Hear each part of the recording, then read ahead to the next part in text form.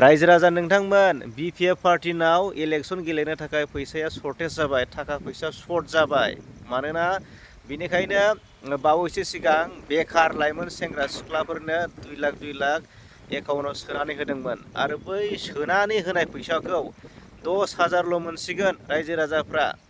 बियो फोरमान जादों रायजो राजा नोंथांमोन 10,000ल' मोनसिगोन। मानोना 1,90,000खौनो फिदिंनानै होफिननांगौ। बियो जादों हाइकमान्डनि अर्डार।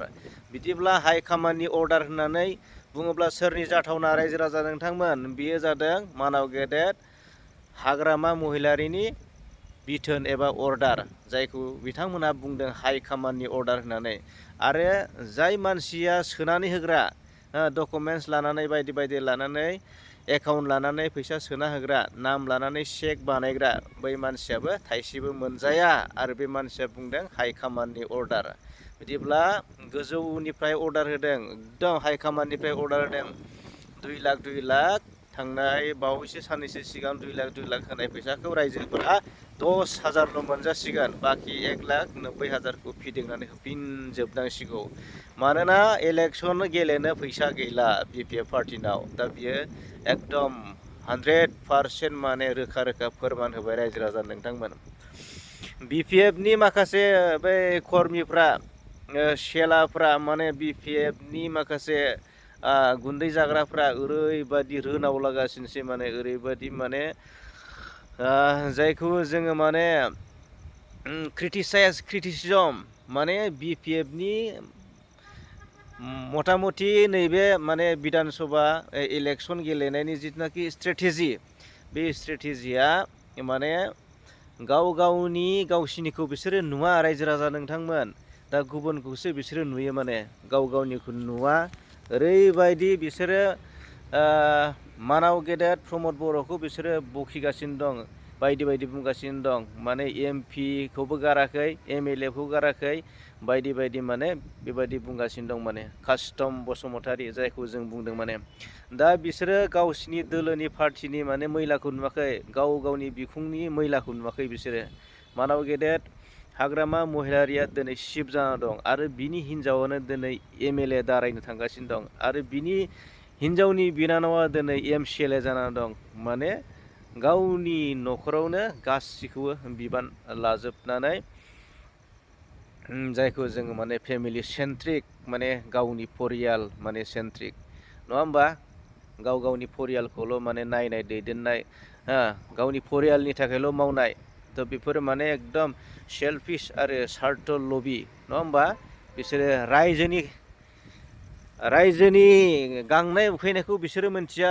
गावबो बिसोरनि पार्टिनि कर्मिफोरनि, लिडारफोरनि माने उदैया बुंबानो जाबाय, माने जलंगाया बुंबानो जाबाय।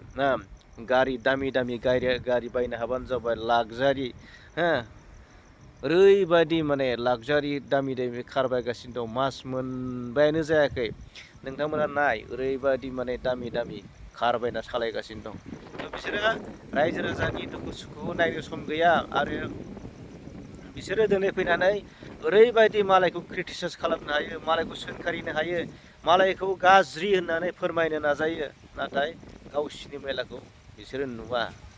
थिग बेबायदि जादों रायजो राजा नोंथांमोन।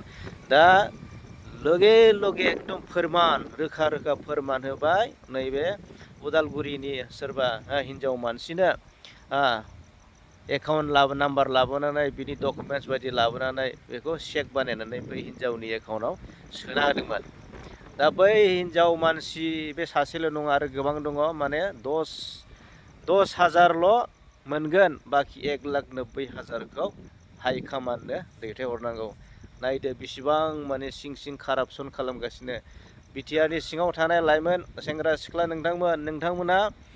नोंथांमोनाबो बिजिर, नोंथांमोनाबो रिसार्च खालाम, नायबिजिर, BPF सरकारा दिनै मा मावनो थांगासिनो दं, लाइमोनफोरनि थाखाय मा मावगासिनो दं।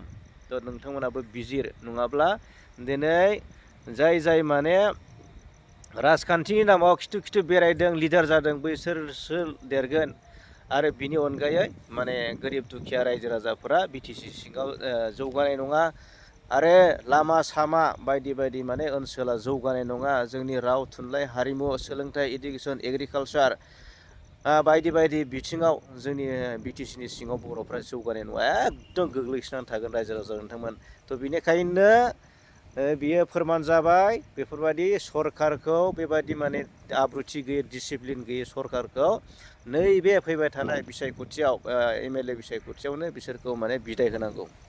मानोना ट्रेक्टरनि सावगारियाव भट होनानै UPPL पार्टिखौ देरहाहोनानै बे BPF पार्टिखौ बिदाय होनांगौ। मानोना बिसोरो काउन्सिलावबो सरकाराव थागोन, पावाराव थागोन, आसाम एसेम्बलि बिधान सभायावबो पावाराव थागोन। बा नायदो बिनि उनाव बिसोरनि दुगाखौ मा नायगोन, बिसोरनि माबाखौ मा नायनो रायजो राजा नोंथांमोन। बेनिखायनो बबेबा मोनसेल' पार्टिनो माब्लाबाबो पावार जिथुनाखि गोहोखौ होनाया रायजो राजानि गोबां गोरोन्थि जागोन। बेनिखायनो रायजो राजाफ्रा नोंथांमोनाबो सिन्था खालाम, नोंथांमोनाबो साफ्रोमबो मानसिया ससियेल मिडियायाव दिनै मुखुब थायो, फेसबुक बाहायो, इउटुब बाहायो। बेफोरनि गेजेरजों नोंथांमोनाबो बिजिरनानै जाय माने भट होनायनि बैसो जाबाय, 18 बोसोर बारबाय बैसोर लाइमोनफ्रा दिनै बिथांमोना दिनै सांग्रां जा, बिथांमोना बै लाइमोनफ्रा दिनै जागरत जा, माने सांग्रां जा। जिथुनाखि दिनै भट, नोंथांनि बे बेसेन गोसा भटखौ सोरबायदि दैदेनगिरिनो होनांगौ, बबे पार्टिनो होनांगौ, माबायदि दैदेनगिरिफोरनो होनांगौ। थ' बेनिखायनो आं जोबनायाव खावलायबाय, थ' माने BPF पार्टिया रायजो राजाखौ बिराद गाज्रि थगायगासिनो दं, फोथाय खेबस' खालामगासिनो दं। ठग प्रबन्सना पार्टि होनो बुङोबा BPF पार्टि। जै जाथों।